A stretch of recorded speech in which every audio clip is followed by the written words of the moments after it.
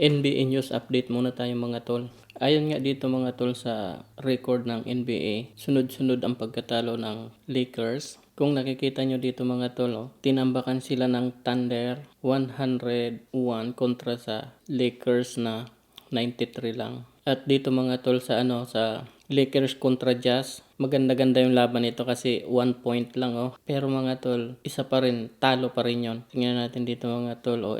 Dito mga tol, malayo yung yung lamang yung Lakers tsaka Spurs na 119 kontra 101. At least dito nanalo sila mga tol. At dito sa Sun mga tol, tingnan nyo naman ang nangyari Lakers is 100 and Sun is 127. So 27 points, parang sobrang laki naman ang pagkatambak nito. So today mga tol, ang maglalaban naman ay Lakers tsaka Timberwolves. Ayun nga mga tol, sa nakuha nating balita, bumubuo daw ng bagong games ang coach ng Lakers para makabawi sa sunod-sunod na pagkatalo. At sisiguraduhin nga daw ng coach mga tol na makakapaglaro itong si James at si Davis ng at least 30 minutes. Dalton, Kent, tsaka si Angelo Russell, tsaka itong si Hachimura, at least makakapaglaro daw ng 20 minutes. Depending sa status daw ng paglaro nila kung buenas ba sila o hindi. Ang maganda daw doon mga tol, yung mga supporting player daw nila ay ready para sa kanilang mga dapat palitan. Nag-iisip pa ngayon ng iba at bagong game plan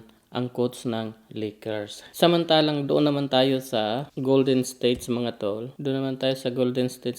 Ito ngang Golden State, sunod-sunod din ang pagkatalo ng Golden State Warrior dahil nga sa marami silang turnover at napakarami nilang mga tira na hindi sumushoot. Ayon nga sa coach ng Golden State, sisiguraduhin daw nila na makakabawi sila sa mga susunod na laban nila dahil nga sa bumaba na yung standing nila. Sila ay nasa pang-apat na, samantalang nasa number 1 sila dati. Kaya hindi daw nila hahayaan na pupunta pa sila sa baba ng number 10. Ito nga pala mga status ng standing ng NBA sa ngayon. So Thunder ang nangunguna, tsaka Rockets yung pangalawa, tsaka Grizzlies yung pangatlo. Nandito na yung Warrior sa pang-apat at Maverick na yung pang-5, Lakers ay pang-6 at Clippers pang-7, tapos Suns naman ang pang-8, itong Nuggets yung pang-9, tsaka Spurs naman yung pang-10.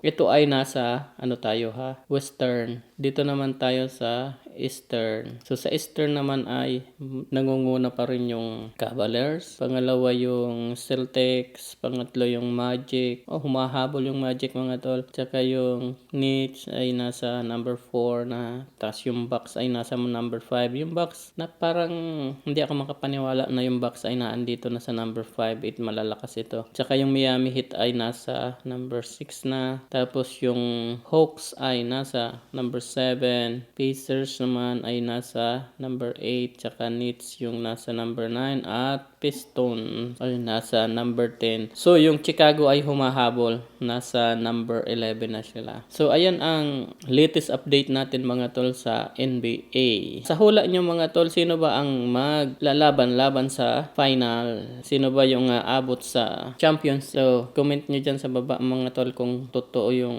hula nyo para malaman natin. Sa tingin nyo ba tol, papasok tong Warriors or Lakers? Kung hindi naman, comment nyo ng no. Kung papasok naman sa tingin nyo, ay di comment nyo ng yes. O see you mga tol sa mga susunod nating video. Bye for now.